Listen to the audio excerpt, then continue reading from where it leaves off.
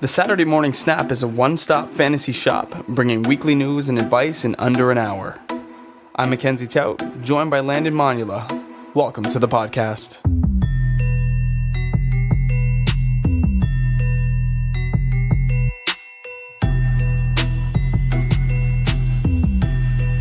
We are back. Live on Apple Podcasts, iHeartRadio, Spotify, Stitcher, Google Play Music, or however you may be listening. We want to welcome you into the show. It is Wednesday, October 17th, episode number 24 of the Saturday Morning Snap Fantasy Football Podcast, coming to you on our Wednesday episode. Mack and Landon here, and I can't believe, Landon, that we are already almost halfway through the regular fantasy season. It just seems like yesterday we started the first week. Yeah, I know. We had so much optimism, so much excitement for the fantasy year, and it's been very hard. It's been very difficult to predict these ups, these peaks, these valleys for these players. Our teams are good, but sometimes things just aren't bouncing our way. Yeah, we'll talk about that in just a little bit. Say it lightly. Yeah, it might be a little bit too soon in the podcast for me. What did you think about the Sunday night game and the Monday night game? Those were two fantastic games for fantasy, and if you're just a fantasy football, if you're a football fan in general, it was just a great 2 nights of football.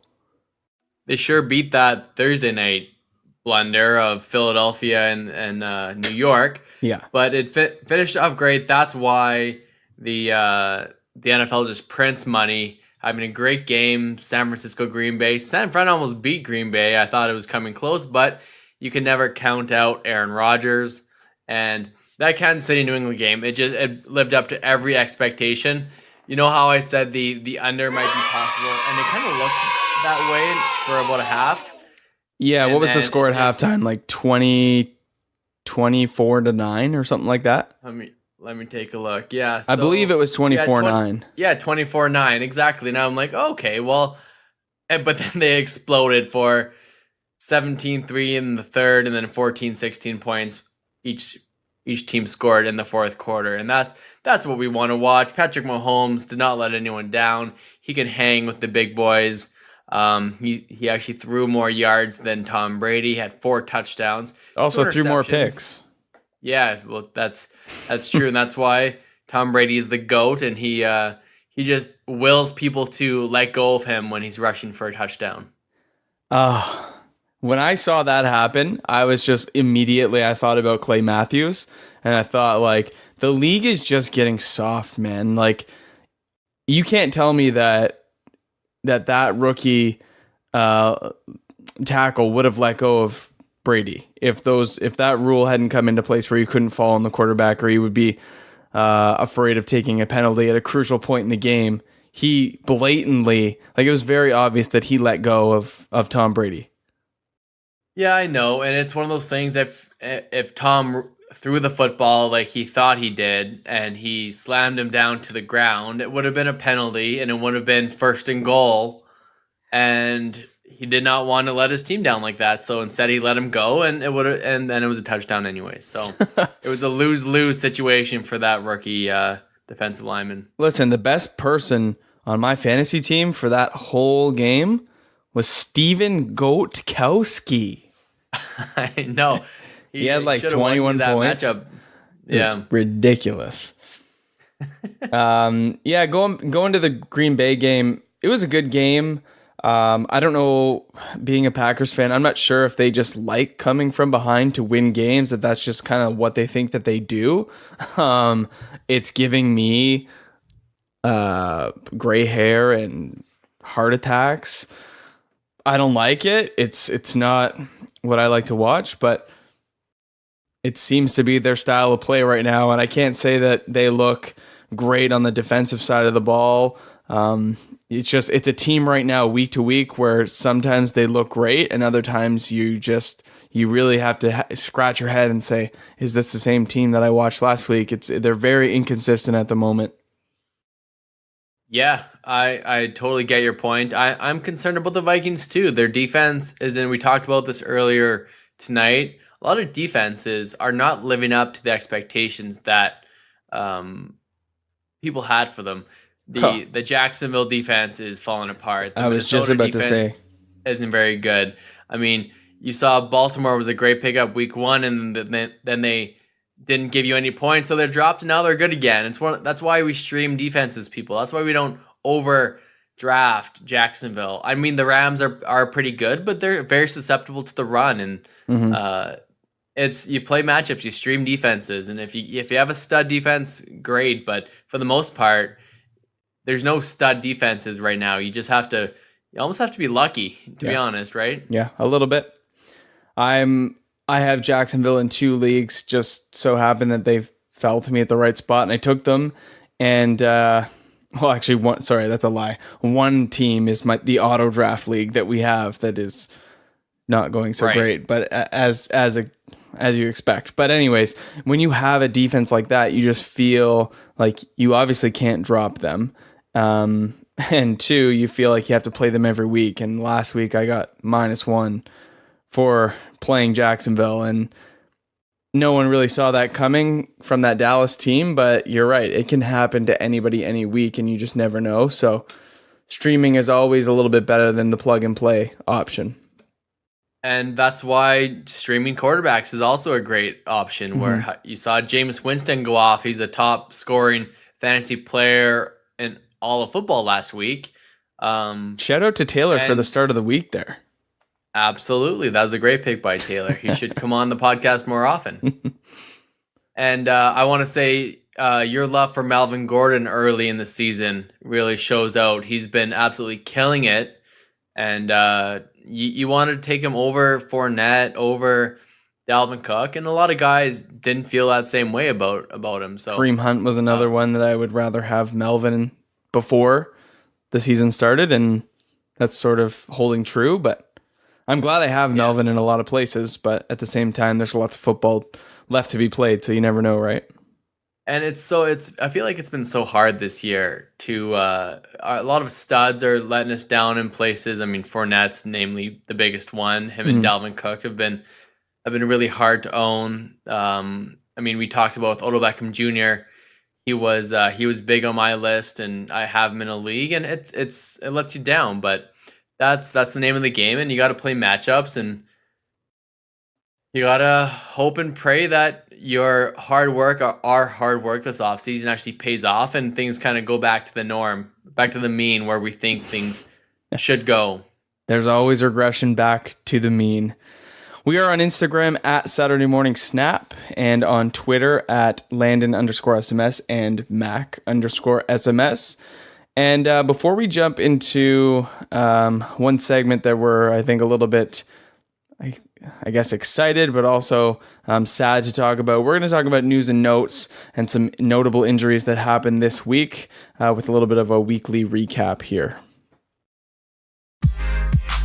Weekly recap.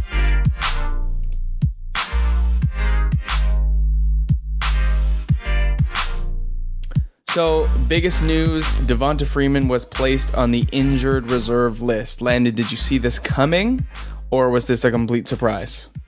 No, not at all. I thought he was back. You know, if he's back for good. I thought it was going to be a good play rest of the season. I thought it was a buying opportunity for us, and I don't know how long term this will actually be.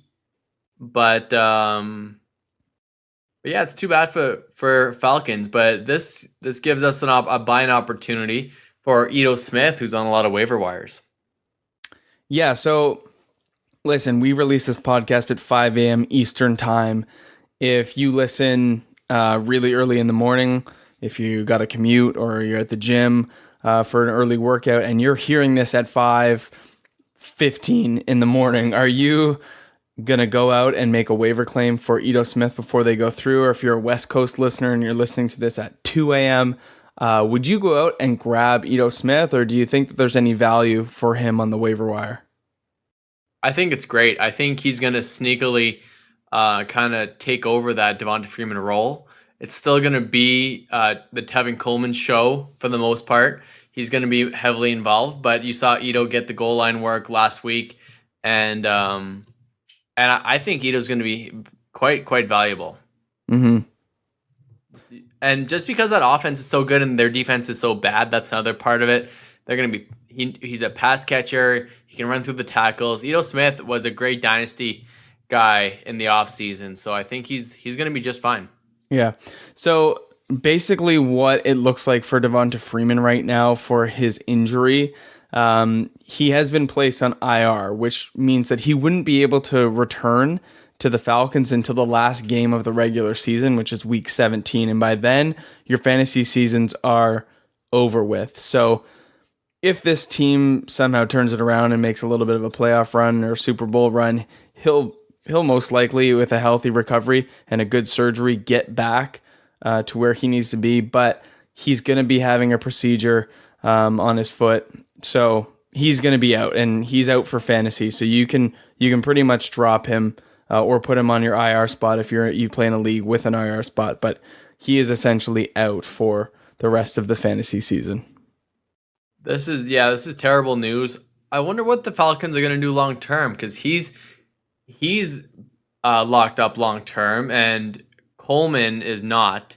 So Coleman's probably going to sign elsewhere because the Falcons won't be able to afford the Freeman contract and him. Right. But Ito Smith, if Freeman is not the same runner, Ito Smith, he skyrockets in value long term for any kind of dynasty. Do you think if you play in any sort of keeper league and you get there's like no penalty or no ADP for next year added towards the player that you pick up now, like in our league, if we pick somebody up off waivers, we can keep them next year for a 10th. That's just kind of the default out of 15 rounds. So Ito Smith might be a guy right now that you could go out and pick up and stash for next year. And so it might not be a short-term play, although I think you'll get production out of him. It could be more of a long-term mindset for Ito Smith. For sure. Rest of the season, who do you prefer, Coleman or Ito? Coleman for sure. But I think Ito now comes into play the Coleman role, and Coleman gets a little bit more of the Freeman role. Although I think Coleman will still be involved in the passing game because that's what he's really good at. But someone's got to run the rock between the tackles, and it's going to have to be Coleman. Yeah. Yeah. So moving on from the Falcons, I just saw a note that, and obviously it's pretty evident if you look at the stats, but Josh Gordon's role is evidently expanding week to week. Does this matter to you at all, Mackenzie? Or how do you see the pass catchers? I know we talked a lot about Chris Hogan last week and how he's pretty much useless. He had an okay game last week, but Josh had 9 targets, a team high. Yeah, to me, when I watched the game, Josh Gordon had a much bigger impact on the game. He made a lot of great plays, got more targets. Chris Hogan really had a lot of his fantasy production came off of one play. And so I think when you look at the tape, Gordon is developing that relationship with Brady. He's capable of making the big plays. And once that starts to click a little bit more, it's going to be very interesting to see how big his ceiling is, because we know that Edelman has to get fed.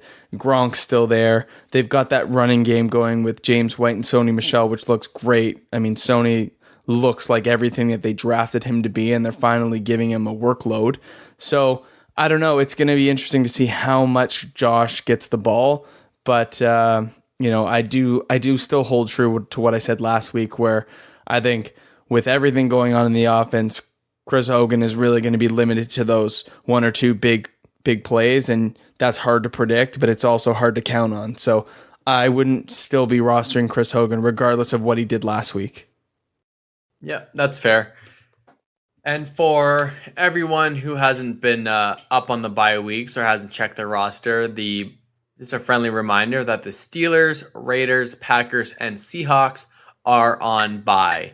So sit your players. Don't worry about any players on these teams, and hopefully it didn't hit you as hard as it hurt Mackenzie this week. And it's funny because I'm a Packers fan, But in fantasy, I rarely have any Packers. I think the only Packer I have on a bunch of my teams, I've got Valdez-Scantling as a stash, but I've only played him the 1 week where I said he would break out.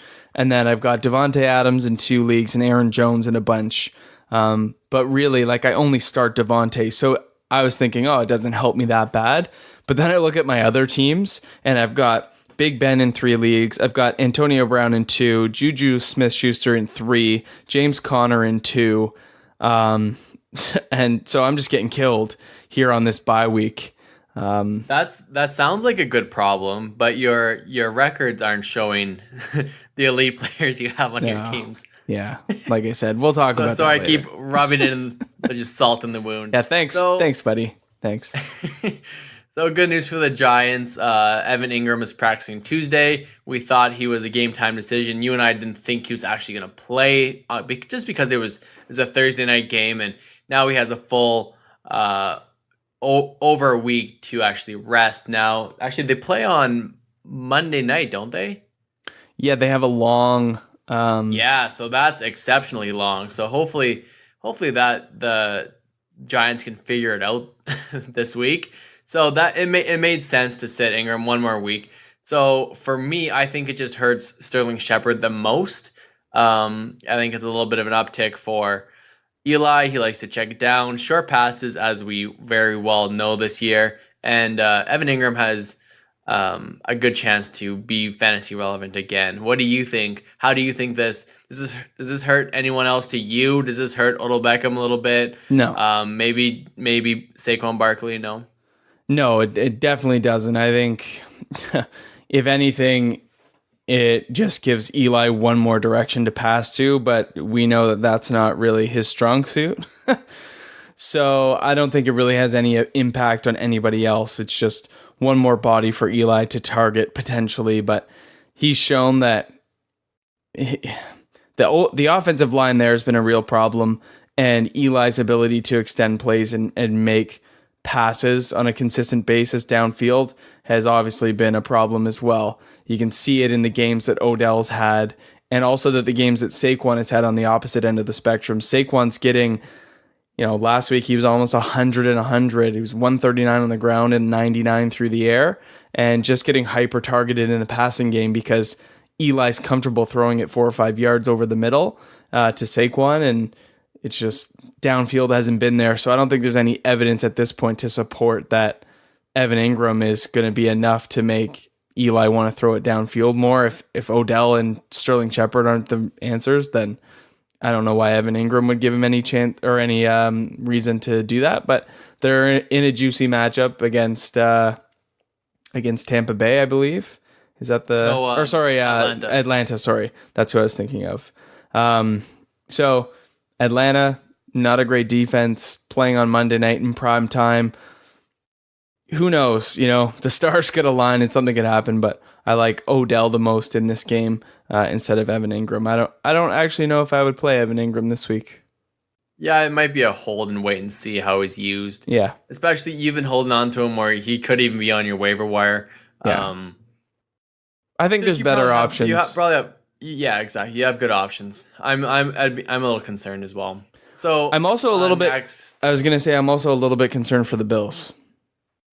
Well, that leads me to my next point here, that Josh Allen is missing the next 2 or 3 games. It's very minor news, but it actually might help, what I thought anyways, the fantasy players for that team.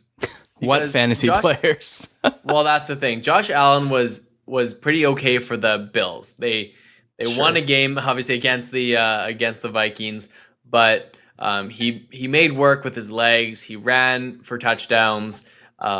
He wasn't very accurate. He overthrew a bunch of the receivers. So I think this might be okay, maybe, I guess, for the Buffalo Bills. Hopefully LaShawn McCoy just gets more work. I don't think you're gonna start any pass catchers, but as good as they almost won that game, actually. As good as Josh Allen has been, he hasn't been that good for fantasy. I mean, when he's come in and took over,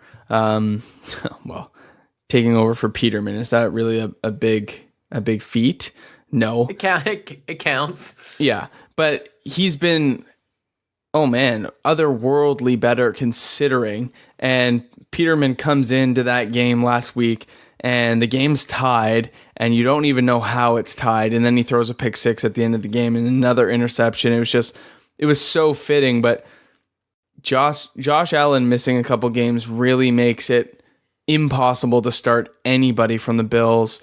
Maybe LaShawn McCoy because of how bad Peterman actually is, but then again, you're just going to face 8 or more guys in the box, and it's going to be so hard to run the ball. So I think for this week, go out and get the Indianapolis Colts defense.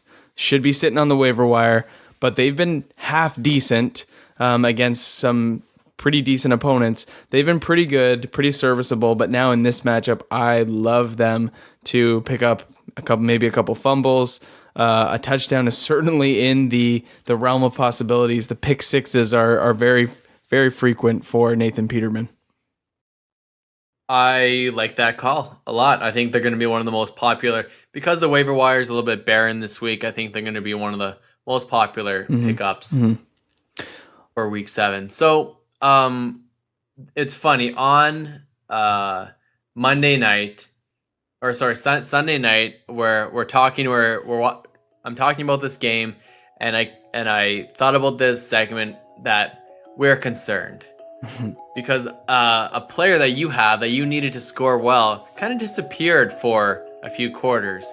Can you talk about this player in a very high-scoring Kansas City New England game and why you might be concerned about him? Well, it's funny. I texted you. We were watching the game, and I texted you, and I was like, "Yo," because I know that in our 2 big leagues, I have him and you have him, right? So I text you. I'm like, "Yo, Gronk is pissing me off, man," and you're like, "Same." I'm like, "How has he not been targeted more?" Like I think when I was texting you, they were like in the 10 zone. Gronk had single coverage on the outside, and I'm like, oh, just lob that up into the corner. Gronk's got a little mismatch. It's a jump ball, easy touchdown. It looked that way. Brady had turned himself to throw that way, and then Edelman slips underneath Gronk's route, and then he tosses it out to him to the sideline, and they don't connect on the pass, and it was just like, what? I don't understand, right? And so I'm concerned about Gronk.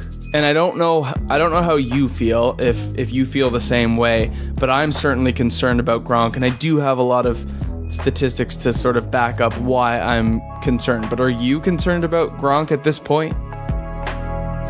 Absolutely. I mean, he made up for it in garbage time, but he only had 4 targets last week, 3 receptions, but 97 yards. That's unsustainable. That was a garbage time against one of the worst defenses for giving up passing yards in the league. Yeah.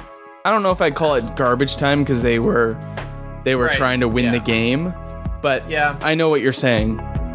So it seemed like it to me, anyways. I get you're right. It was a close game. They needed him, and those are what as fantasy owners, that's what we hope for. We hope for close games. We don't hope for blowouts and the team's almost given up, like we were talking about Thursday night and the Giants. So here's why I'm concerned with Robert Gronkowski. Is it any health related? Is his ankle at all, or is it just? I don't know. It's nothing that they're disclosing, but right. It's like we're seeing a Gronkowski that we've never seen before. First thing, 5 games without a touchdown. Opened the year with a touchdown and then hasn't scored since. Okay. To your point, I wouldn't call it garbage time because when you look at his first big play for 37 yards. That was the drive that they used to take the lead. And then KC came right back in 12 seconds through that. I don't even know how long the pass was to Tyreek Hill. He takes it to the house, scores. Then Pats get the ball back with 3 minutes, and Brady does his thing. He finds Gronk again, which set up the game-winning field goal through that 39-yard pass to Gronk. And they hook up, and it's like at the end of the day, you're like, oh, 3 for 97. He got me, 11 points. Cool. here's what you need to know. Through 56 minutes of the game, Gronkowski was 1 for 21 and was targeted twice. In a game with 43 points for New England, Gronkowski was targeted 2 times. 1 for 21 yards through 56 minutes. The last 4 minutes of gameplay, he recorded 76 yards. That's ridiculous. It shouldn't come to that. I don't understand in the red zone how he doesn't get the ball, because they're certainly there a ton. And so when I broke it down and I looked into red zone statistics, last year, just for reference, Gronkowski was targeted 21 times in the red zone. Okay? 9 of those targets came within the 10 zone. Okay? So he's getting a lot of looks. That's great. That's great. Yeah. Yeah, through 6 games so far this year, how many times has Gronk been targeted in the red zone? That's 20 yards within the end zone. I'm not saying 5, 10 zone. I just want within 20 yards of the end zone. How many times has he been targeted? Are you asking me? I have no, I would say 3 times. Once. Targeted one time within 20 yards of the end zone, and that was when he caught the touchdown in week 1. Right. He's been targeted, not even had receptions in the red zone. Targeted one time. Do you think you could name the top 6 or 7 tight ends on the league right now? Some are easy. Some I'm sure you could. I mean, Gronk is a part of that. So yeah, I mean, I could. All right, let's think. Okay, Kelsey's definitely there. Yep. Ertz is definitely there. Yep, he's leading. He's number 1. Okay. Jared Cook, just thinking back to his 180-yard game, that's huge at the position. He's there. He's ahead of Gronk, yeah. Okay. I don't know. About a bunch of George Kittle? George Kittle right ahead of Gronk by 4 points. And then the last one's pretty easy. He's got a bunch of touchdowns every week. Oh, Eric Ebron. Exactly. Okay, yeah. And right behind Gronkowski by 1 point. Austin Hooper. Under a point. Austin Hooper. Yep. It is? Yeah. Oh, wow. He's just behind Gronk, ahead of Graham, Rudolph, Howard, Burton. I was actually thinking I thought you were going to say Jimmy Graham. No, Jimmy Graham is just behind Hooper now at 54 points on the season. I just know Hooper's caught a couple touchdowns. That's why I guessed him. Yeah, past 2 weeks have been good for him. So who's number 1? Did you say Ertz? Ertz is number 1. It goes Ertz, Ebron, Kelsey, Cook, Kittle, Gronk. Yeah. I mean, here's the thing. So far this season, Gronk has 26 receptions for 405 yards, but he only has 1 touchdown. And that's not typically what you see from him. But the thing that really concerns me and makes me a little bit scared right now is his usage in the red zone. How do you only have 1 target? That really is concerning and very surprising. So yeah, I completely agree. He's 4th in reception yards at the tight end position. Wow. Anyways, so I mean, we are still concerned now. We're expecting. Yeah, it turned out to be a pretty good game. Not bad. It's not going to kill your fantasy team, but we're expecting from a guy like that 15 to 20 points. Sure. In a game with 43 New England points? Yeah, for sure. In that offense, absolutely. And it's not like Brady's taking a step back. He's still throwing lots of touchdowns. Just target Big G, man. Yeah. I don't know. So what do you do with Gronk? That's the main question. We can't really deliberate all this time and say there's a problem. What do you do with him? Do you hold on or do you try to make a deal? If for some reason you have a guy like Kittle or even Jimmy Graham, if for some reason you have 2 pretty good tight ends, you could still, I don't know. I don't know if you could sell Gronk for that much just because he's letting people down. He's not worth as much as he was even right before the season started or right after game 1. And we have a hard time selling high on players like Gronkowski. Right. Right. So you have to hold. You got to hold him for a championship because that's your only bet. If you have Gronk, That was your goal. You're probably trying to be elite at every position. He's still good, but if you have an Ertz or a Kelsey right now, you're laughing. Yeah. You're laughing right to the bank because you have an elite player at that position, and it didn't cost you as much as it did Gronk. Right. I'm going to bring up a guy, Jarvis Landry. We both have shares of him. Yep. I said a couple weeks ago, there was no chance right now that you could get Jarvis Landry off me. And oh, how that's come back to bite me. Yeah. Right? You know? I know. So, we looked to last week. You outlined here he had 2.1 fantasy points on 9 targets. And what was the stat that you heard? On 9 targets, how many of them were actually catchable balls?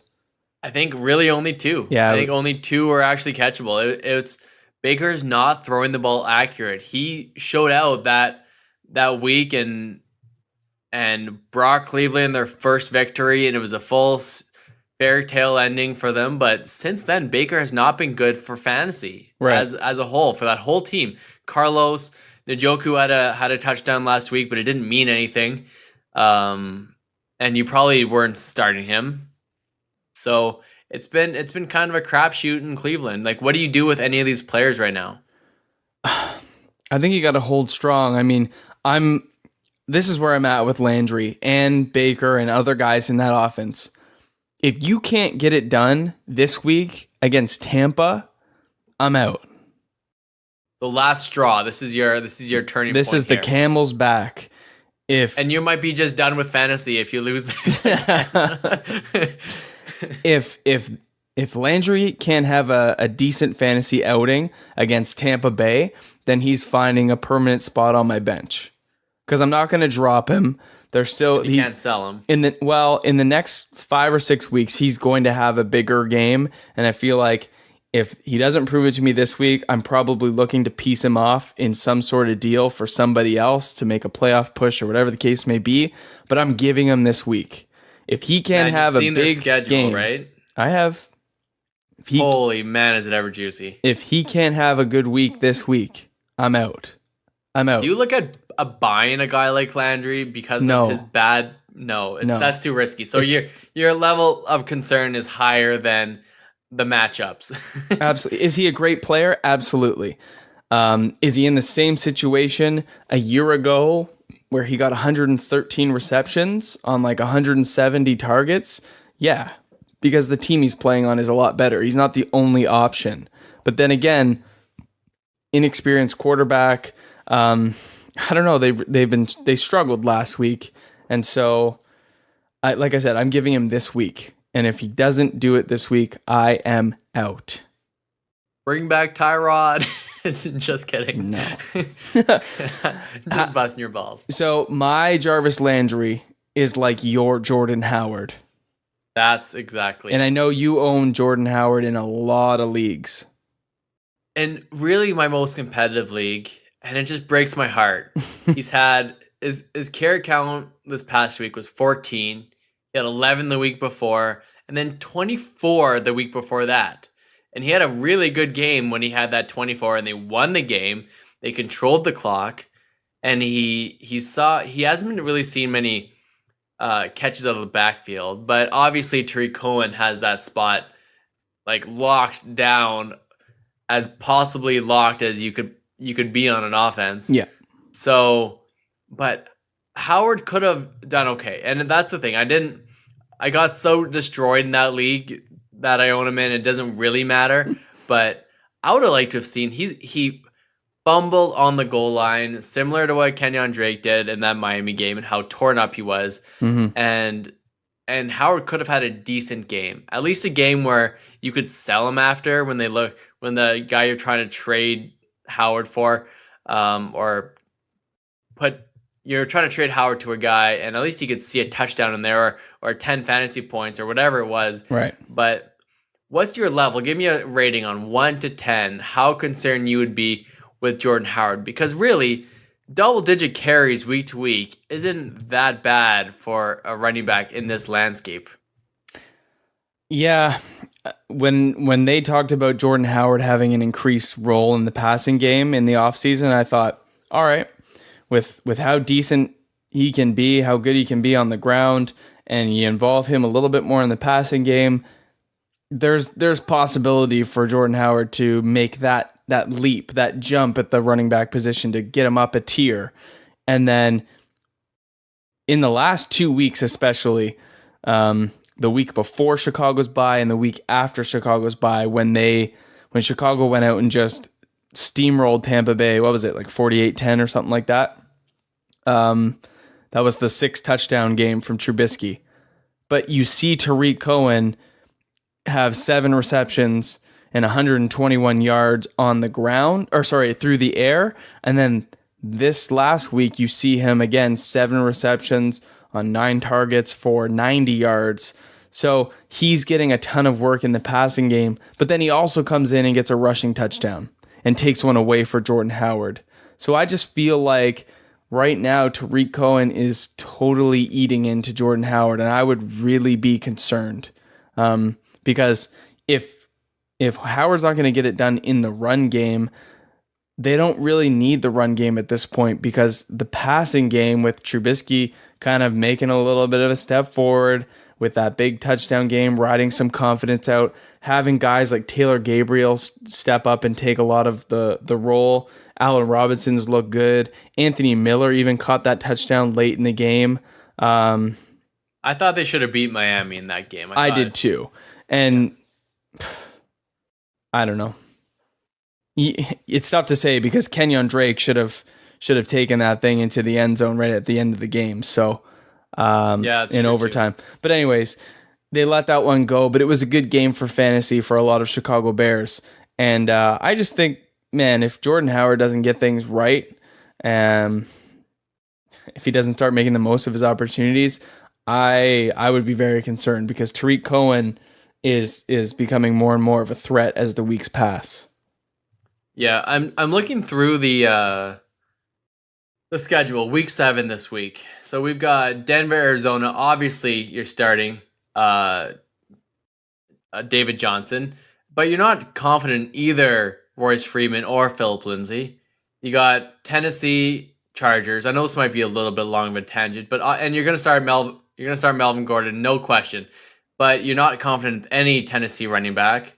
You got Carolina, Philadelphia. Of course, you're going to start Christian McCaffrey, but you're not confident in any Philadelphia running back.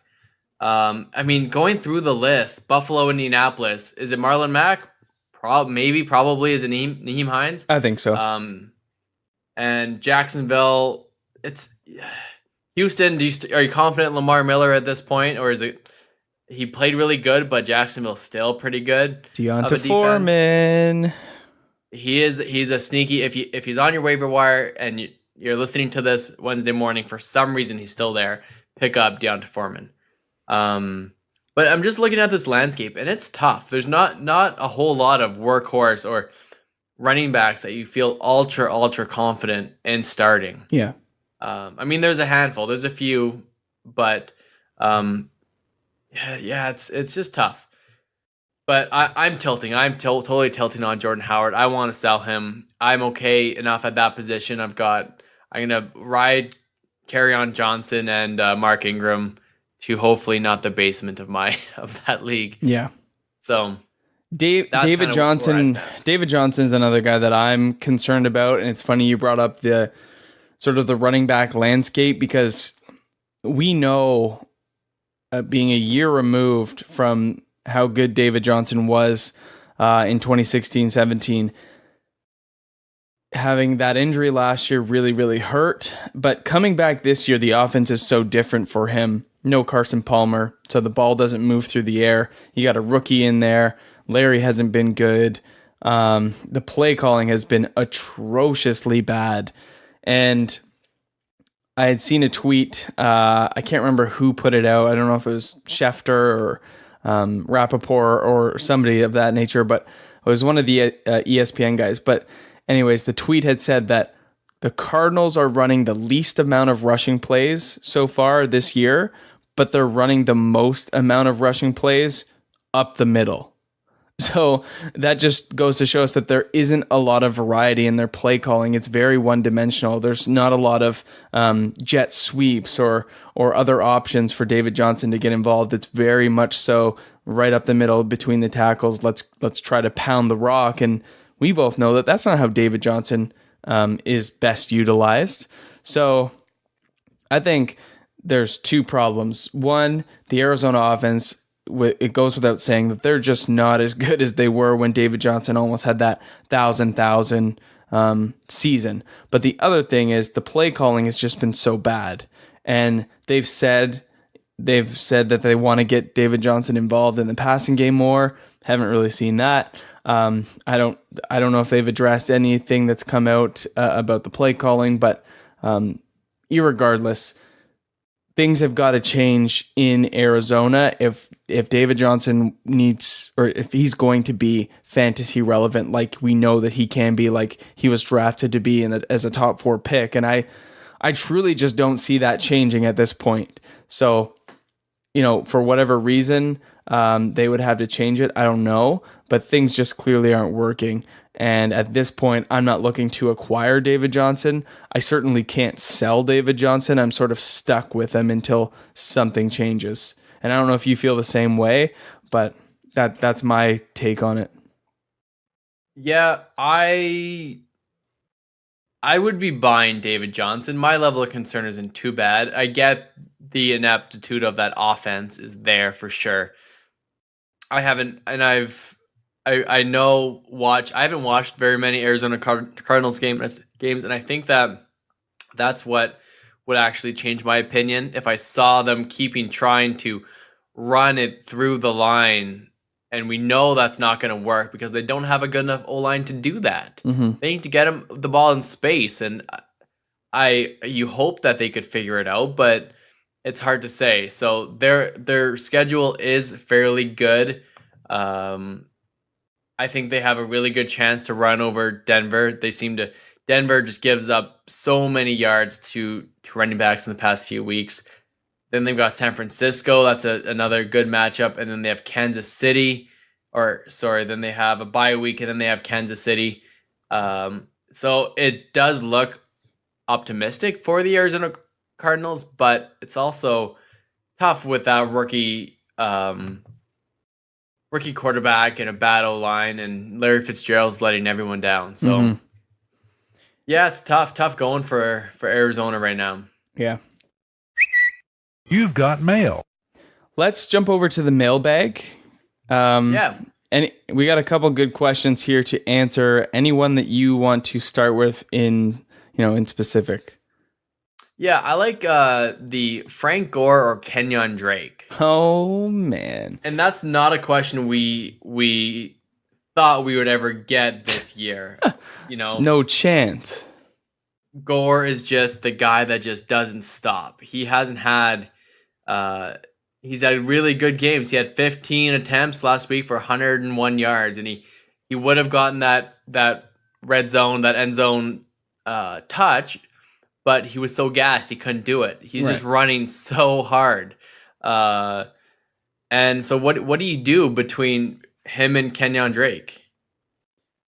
It's tough, man. Like, I feel like if Kenyon Drake had any sort of resemblance to his self at the end of last season, that Frank Gore would have a very limited role this season. But Frank Gore, aka the inconvenient truth, is just, he's an ageless wonder that will just always be there to give you 4.5, 5 a carry and get the job done. That's essentially what he's built a career on.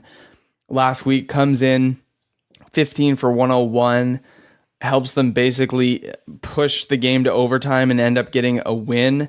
Now, Kenyon Drake was the guy at the goal line to punch the rock in for the victory. He fumbled it at the goal line, and that really hurt him. I watched the game. He was beside himself, in tears on the sideline, that he had just coughed the game up, and Miami goes down, gets a stop. They come back and they get the touch, or sorry, they didn't get the touchdown. They got the field goal. But anyways, Kenyon Drake was a big part of getting the ball back into field goal territory and they end up winning the game. So hopefully Miami doesn't see that as something against Drake. He persevered through it. He was wanting to win, but I don't know, man. It's tough. I think you're going to see a big split between the two.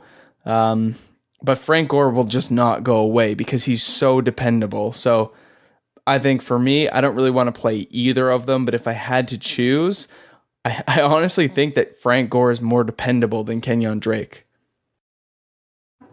That just pains me so much. I think Kenyon has the higher ceiling. There's no doubt about that. Runs great downhill.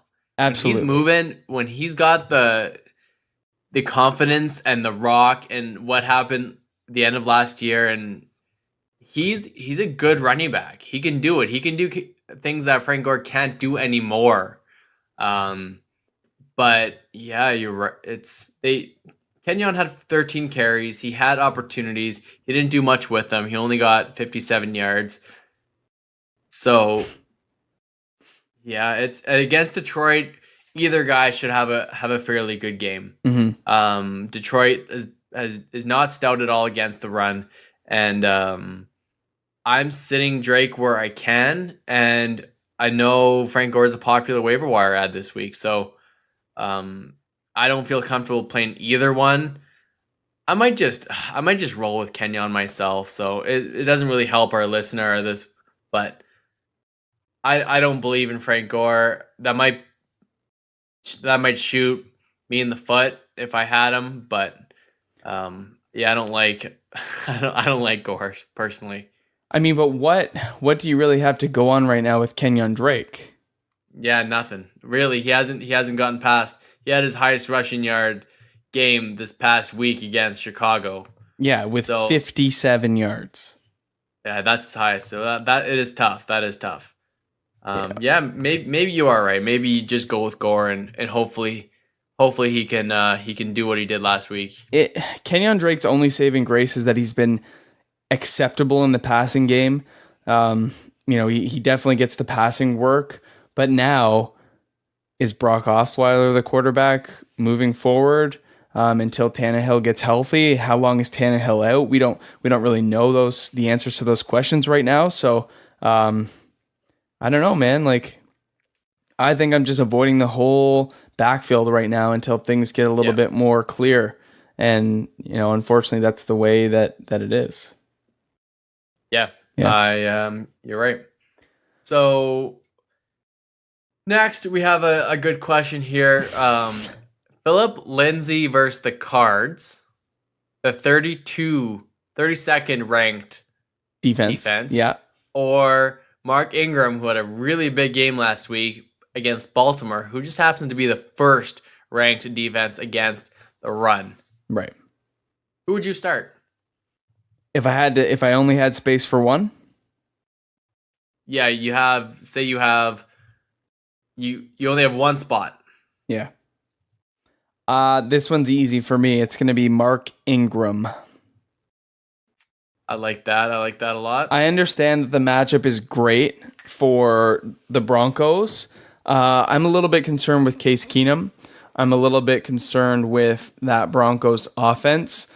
We know that anything can happen in fantasy football, and if I have to put my money down on somebody, between two guys, I'm looking at two things. One, who's the more experienced player, who has the longer history of doing it? In this case, Ingram. He was the number 6 running back last year. Kamara number 2, and Philip Lindsay is a rookie, right? And I know that Baltimore D is ranked number 1, least fantasy points given up by a defense, but they haven't played the New Orleans Saints yet, and we know that defensive stats early in the season can be skewed. We've only had 6 weeks. Some teams have only had 5 weeks of play, and so I'm not. Let me just go on that a little bit. Yeah, sure. They played Buffalo, who just has a terrible team, and they beat them 47-3. Exactly. Yeah, and then you have Cincinnati. Now they got destroyed by Cincinnati, and they only put up. So I got it backwards early on when I was talking about Baltimore D, and And then they played Denver, and their running game wasn't anything special. Pittsburgh has a pretty good run game. So Cleveland, Tennessee, and those two games might have skewed the run defense stats. So I don't know. It's a mix between good running teams and poor running teams. Mm-hmm. Yeah, I don't know if Cincinnati had Mixon. I think he might have been out already. I'm still going Ingram. As tempting as Philip Lindsay is, I'm going against Ingram. Yep, I like that. Yeah. So our next mailbag question. I'm not sure how did this one get in here, Landon? Get in here, but so I have the most fantasy points scored against in my league. What do I do? I'm tilting. This guy, I'm not sure who this is, but in all of his leagues is either first, second, or third in the most fantasy points scored against his team. How does that feel, Mackenzie? Did you happen to write this question and sign it with my name? I put this in. Okay. You've been tilting. Yeah. Listen, I play 5 leagues on fantasy, on Yahoo Fantasy Sports. This year has been pretty atrocious. I'm not going to lie. Of the 5 leagues I play in, one of them I'm 5-1. I have the most points by a landslide. It's like already a couple hundred points. It's a PPR league with inflated scoring, and it's crazy. Yeah, we live drafted that one. That's an unreal team. Correct. Yeah, that team, if you guys remember that episode, that team is ridiculous, and they're 5-1. Second team, I'm 3-3, and this is the league I lost last week in a very close matchup with a good team. I needed 10 points out of Alvin Kamara when Drew Brees broke the record, and he gave me 5. So that loss hurt. Last week I laid an egg. So I'm 3-3 in that league with a really good team.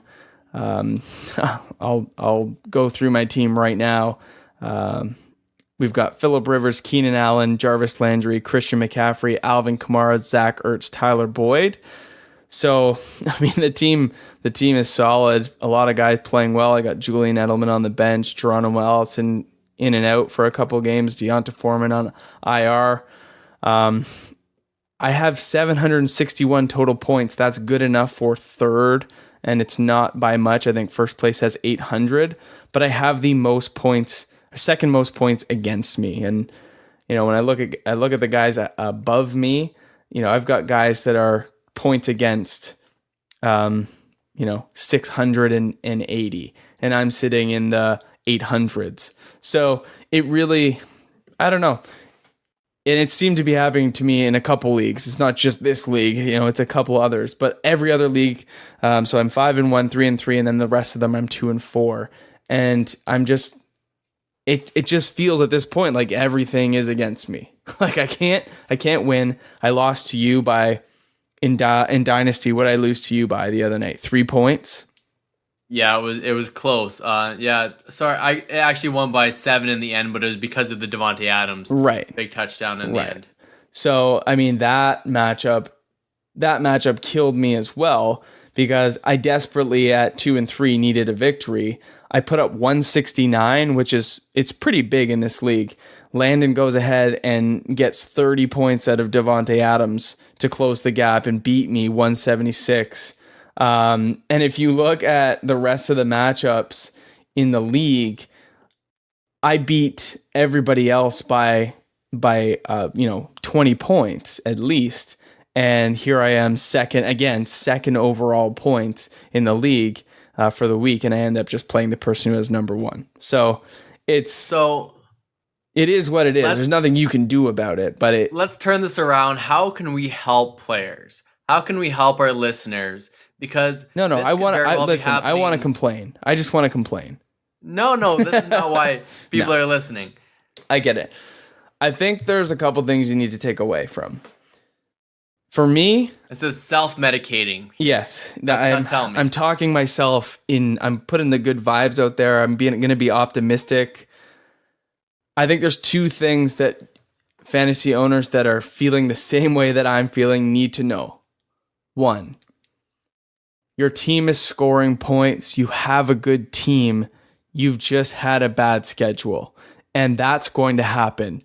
It happened to me. It's probably happened to you, but guess what? It's happened to me in multiple leagues. I've built myself good teams and I find myself in bad matchups. And it could easily go the other way. So, Is he a zero? Keep playing your players, Or a keep hero? fighting on the waiver wire, keep trying to get better, make trades, whatever you have to do, but don't just throw in the towel now. And that kind of leads me into my second point. Number 2, this is the time of year when people start giving up. And you might be able to find yourself a couple easy wins for a guy that didn't set his lineup, didn't make waiver moves, gets hit by the bye-pocalypse, has 4 or 5 players on bye and just can't make enough waiver moves, or it doesn't make sense for them to get a full roster, and you just never know. So don't be that team that gives up. Be that team that perseveres, because there's going to be wins down the road if you keep going. If you just throw in the towel now, then your 2-4 season turns into 2-11. Don't be that team.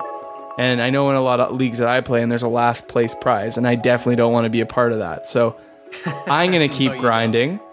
At worst, I'm in 7th place out of 10 or 12, and there's tons of football left. I could easily run the table in a couple of these leagues and grab 3rd or 4th spot in the playoffs. So don't give up. Keep going. Keep working.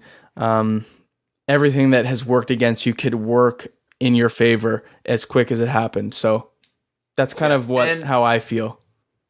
So I know it's too late now, but there's opportunities. If you're in a fun league and an engaged league, you can change some rules in that league. So I heard it just today or just yesterday that you could give an extra point for a team that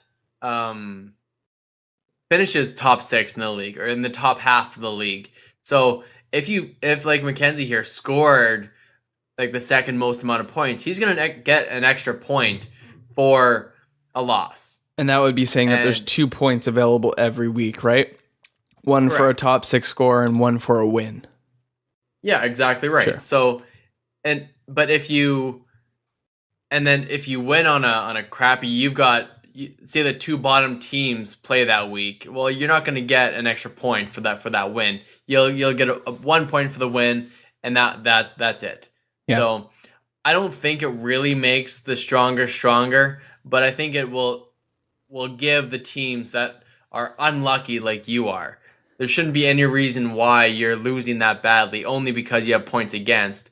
Right. And that will at least give them an opportunity to play as a good team. So it might be a little bit controversial. Guys that are floating into the playoffs might be against it, but that's why you don't do it. Do it next year where everyone is optimistic about their teams and how the outlook. Yeah, and here's the other thing.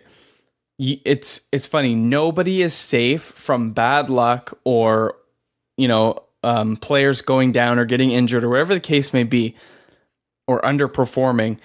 If you follow Matthew Berry on Twitter, and Matthew Berry is an ESPN guy, he runs the Fantasy Focus football show on ESPN Radio.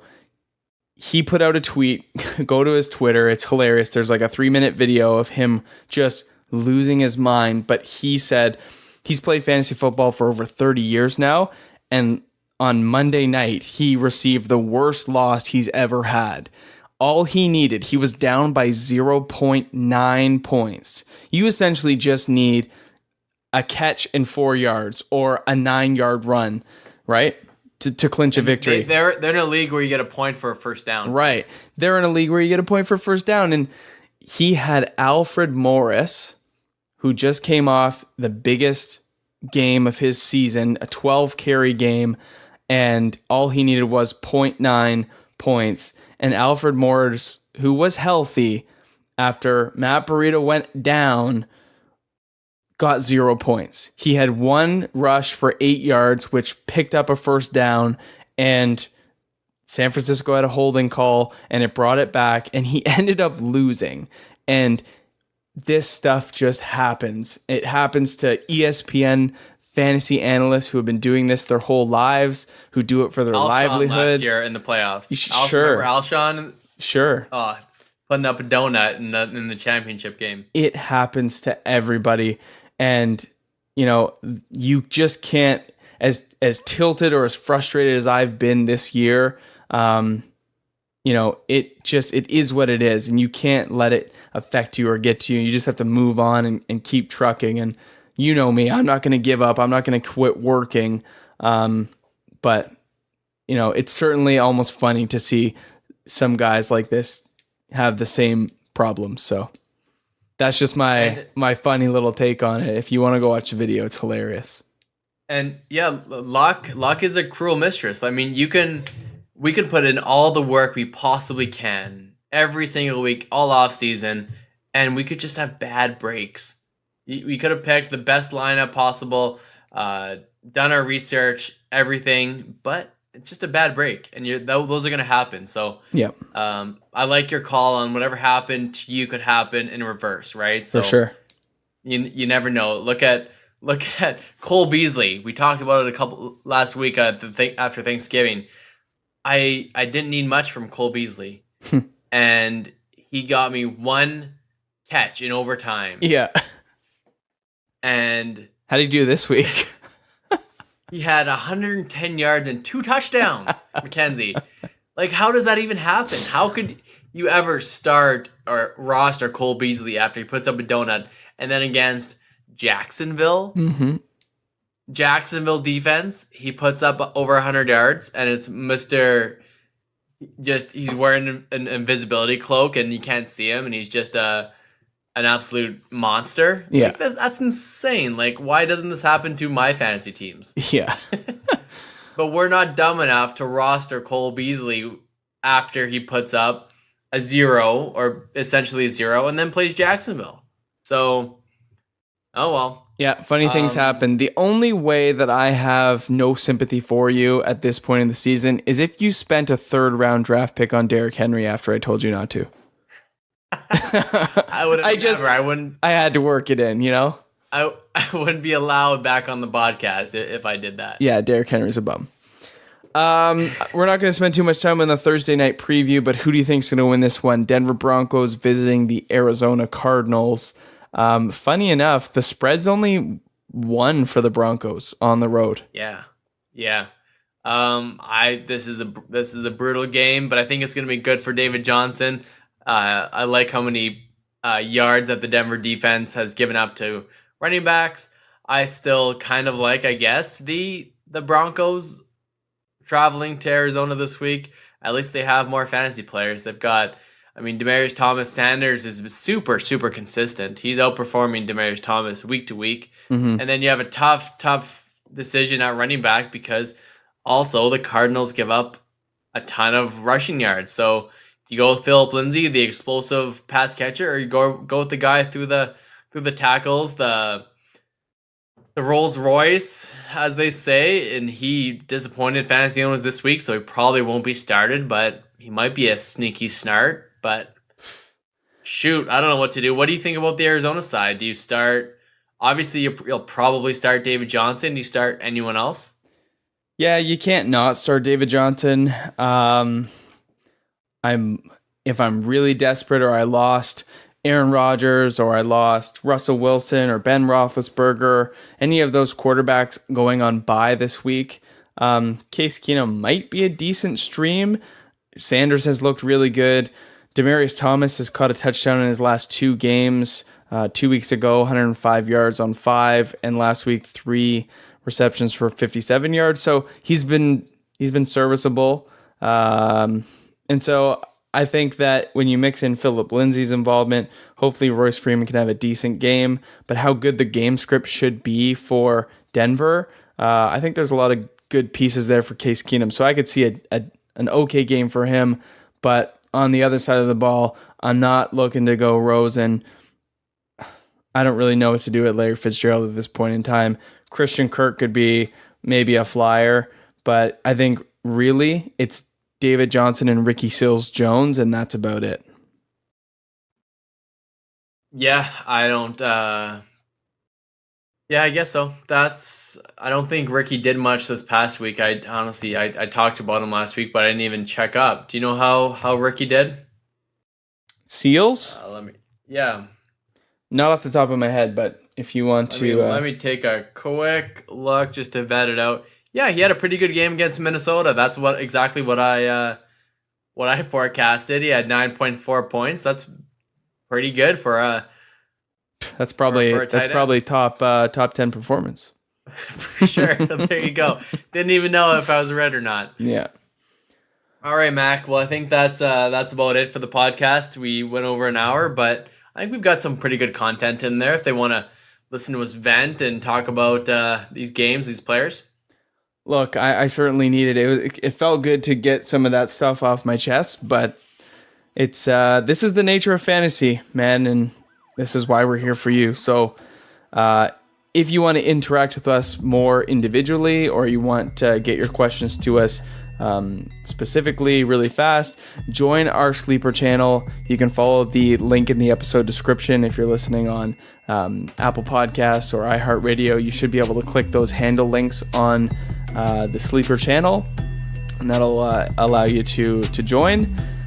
We do an Ask Us Anything every single Sunday from 11:30 until 1 right before game time. So you can join in on that, or you can send us a message via personal on the channel or to us directly, and we'll be happy to help you out. Excellent. Well, yeah, have a good rest of your week, and we'll talk to you again on Saturday. Sounds good. See ya. See ya. Bye.